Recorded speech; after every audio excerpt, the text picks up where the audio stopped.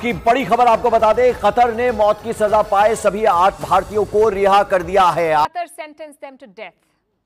But India did not give up. New Delhi used quiet diplomacy behind the scenes. And today we saw the results.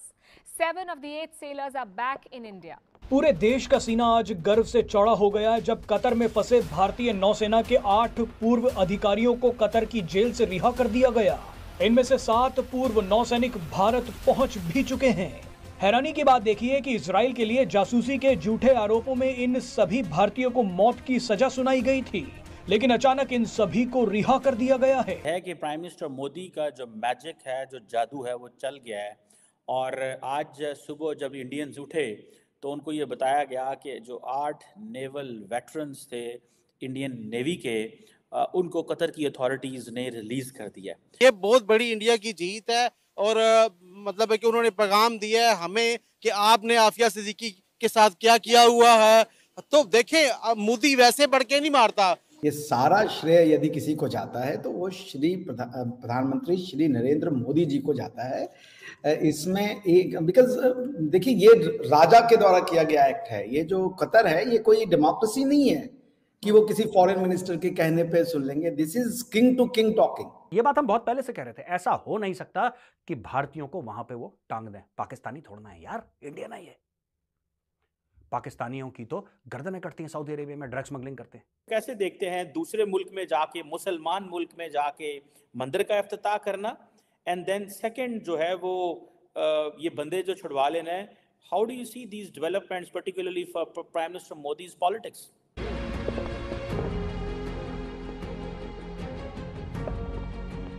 Very thankful to the government and prime minister Modi कि हम लोग बाहर आ सके और वापस अपने country में आ सके।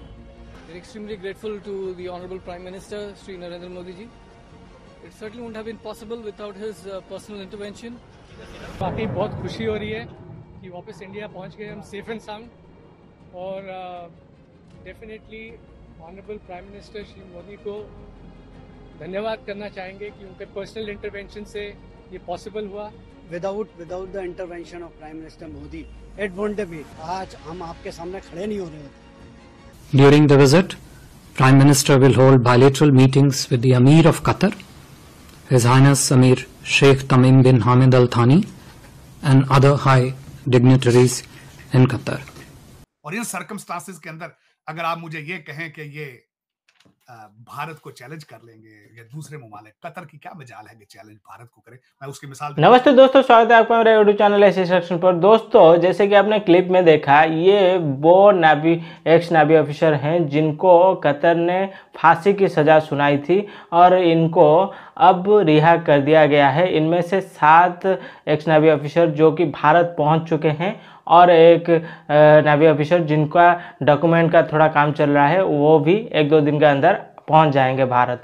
और ये प्राइम मिनिस्टर मोदी जी का ये मतलब पावर है, उनका पर्सनालिटी है कि उन्होंने इस चीज़ को पर्सनल लिया और उन्होंने बात की शेख आमिर से, जो कतर के शेख हैं, उनके साथ बात करने के बाद उन्होंने कहा है कि अगर इनके बारे में आप प्रूफ दे सकेंगे कि इन्होंने जासूसी कर रहे थे तो इनको आपका मतलब जो भी सज़ा है आप सज़ा दे सकते हैं। लेकिन आपके पास अगर प्रूफ नहीं है तो इनको जल्द से जल्द रिहा कर दिया जाए। और ये भारत का और प्राइम मिनिस्टर मोदी जी का ये डिप्लोमेसी है, ये भारत की विक्ट्री है कि एक कंट्री जो कि अरब कंट्री है कतर, वहाँ पर जिनको सज़ा मिलता है, फांसी के सज़ा मिलता है, उन लोगों को बचाना कितनी मुश्किल है।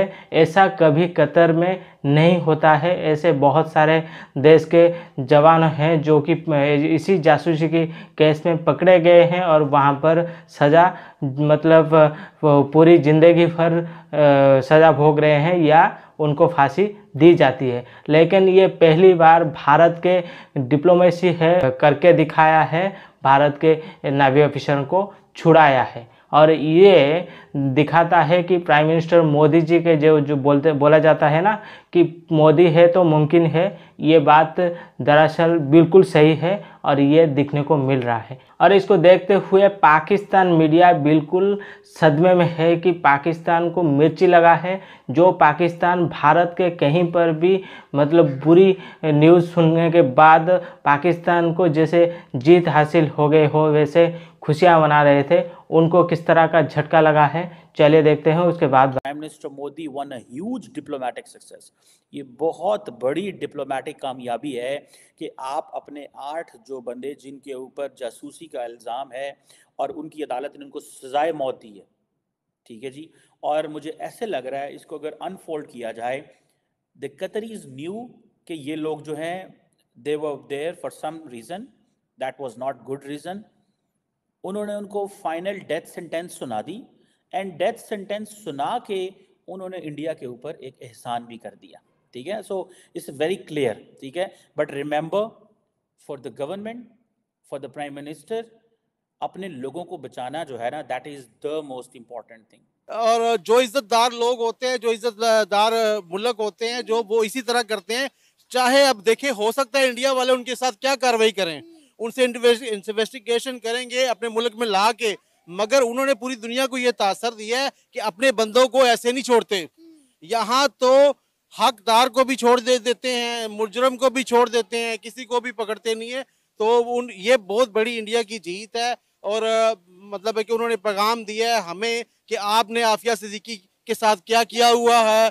तो देखें, मोदी वैसे बढ़ के नहीं मारता। अब आपके चैनल पे लोग सवाल करते हैं जी आप इंडिया को प्रमोट करते हो, इंडिया को प्रमोट करते हो, आप इंडियन बातें करते हो। भाई इंडिया वाले रोज नया कुछ मतलब कारनामा शाहकार देते हैं ना। आप क्या शाहकार देते हैं? आपके तो इलेक्शन होते हैं, तो आपके अभी तक रिजल्ट अनाउंस नहीं होते।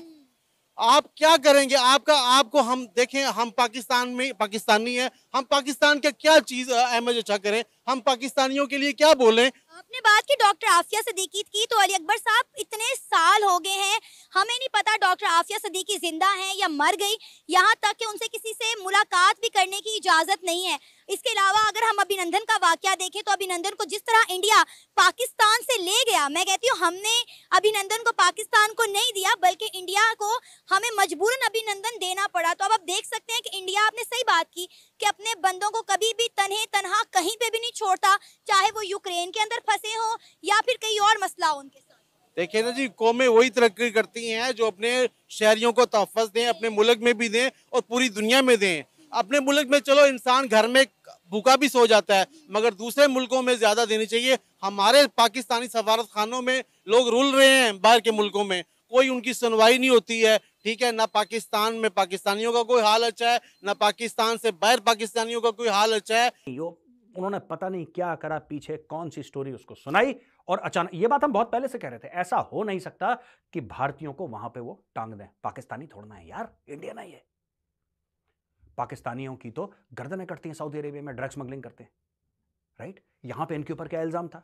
इनके ऊपर यह इल्जाम था कि इजराइल के कहने पे इन लोगों ने जासूसी करी है और इनको सजाए मौत सुना दी। बाद में पता लगा कि जब इंडिया ने और डिप्लोमेटिक तेजी इसमें लाई तो यह पता लगा कि साहब सजाए मौत को लाइफ इंप्रिजनमेंट या अलग अलग लेवल की, किसी को 3 साल, किसी को 10 साल, किसी को 20 साल यह सजा सुनाई। अब पता लगा है कि पूरी तरीके से छोड़ दिया। मैंने ना सिर्फ इसकी पेशगोई की थी कि कतर छोड़ेगा इन लोगों को, ऐसी कोई बड़ी बात नहीं। दूसरी ये थी कि जब मिसाइल के हवाले से आपको पता है वो जो एक खबर आई थी और बोइंग के हवाले से, तो मैंने कहा था कि ये नहीं रोक सकते, ये देंगे, ड्रोन्स भी देंगे और ये तैयारी भी देंगे। और दूसरे दिन ही खबर आ गई थी। उसकी वजह यह है कि जी मसा मैं वाशिंगटन डीसी को देख रहा हूँ इस वक्त, और I am sitting in Washington DC, और मैं इन्फ्लुएंस देख रहा हूँ डायस्पोरा का, भारत की इकोनॉमी का, उनकी साइंटिफिक अचीवमेंट्स का, उनके कंट्री के अंदर लॉ एंड ऑर्डर का बेहतर होना, चाइना का नीचे जाना और ओबामा की वीक फॉरेन पॉलिसी को जब मैं देखता हूं तो मुझे इंडिया बहुत स्ट्रांग नजर आता है, बहुत स्ट्रांग है। और बाकी इसमें कोई शक नहीं है कि इस वक्त वाशिंगटन डीसी के अंदर यहूदी लॉबी के बाद दूसरी स्ट्रांगेस्ट लॉबी, बल्कि मैं ये शायद ये भी कहने में मुबालगा राय नहीं होगी कि हो सकता है कि इंडियन लॉबी इजराइल की लॉबी, यहूदी लॉबी से भी आगे जा चुकी है। इसमें कोई शक नहीं। उसकी वाज़ेह मिसाल सामने नजर आ रही है प्रेसिडेंशियल कैंडिडेट और दोस्तों ये भारत के लिए और भारतीय लोगों के लिए एक खुशी की बात है कि भारत में अगर प्राइम मिनिस्टर मोदी जी हैं, जो बोला जाता है कि मोदी है तो मुमकिन है, ये बिल्कुल सही बात है। अगर कोई भी भारतीय कहाँ पर भी फंसता है या किसी भी मुसीबत आता है तो प्राइम मिनिस्टर मोदी जी हैं तो उनको बचाया जाएगा। ये हो रहा है, ये देखने को मिल रहा है। और ये प्राइम मिनिस्टर मोदी जी का व्यक्तित्व है जो कि उन्होंने इस चीज़ को पर्सनली लिया है। जिन जवानों को, मतलब जिन नेवी ऑफिसरों को रिहा किया गया है, जो ऑफिसर भारत में आकर पहुंचे हैं, उनका खुशी का तो ठिकाना नहीं है। वो अब मोदी जी का बाय बाय कर रहे हैं, भारत माता का नारा लगा रहे हैं, क्योंकि उनका खुशी का ठिकाना नहीं है और उनके परिवार का भी खुशी का ठिकाना नहीं होगा। लेकिन इसमें ऑल भारतीय लोगों का भी खुशी है कि ये भारत के लिए एक विन है और भारत के लिए ग्लोबल स्टेज पर दुनिया भर में भारत का इमेज और मतलब मजबूत हुआ है। भारत के लिए दूसरे देशों का नज़रिया इसमें से बदला है कि एक देश जो कि गल्फ कंट्री कतर में जिनको फांसी की सज़ा सुनाई गई थी, उनको फांसी से उम्र कैद की सज़ा सुनाई गई, उसके बाद बिल्कुल रिहा कर दिया गया। ये भारत की और प्राइम मिनिस्टर मोदी जी का डिप्लोमेसी का पावर है और उनका जो पर्सनली इंटरवेंस है उसके भी। तो दोस्तों आई होप कि आपको ये वीडियो बिल्कुल पसंद आया होगा। अगर आपको ये वीडियो पसंद आया है तो वीडियो को लाइक करिए, चैनल को सब्सक्राइब करिए, ताकि ऐसे इंटरेस्टिंग वीडियो मैं आप लोग के लिए और भी लाता रहूँ। तो चलिए दोस्तों, फिर मिलते हैं नेक्स्ट वीडियो में। तब तक के लिए जय हिंद, जय भारत, जय श्री।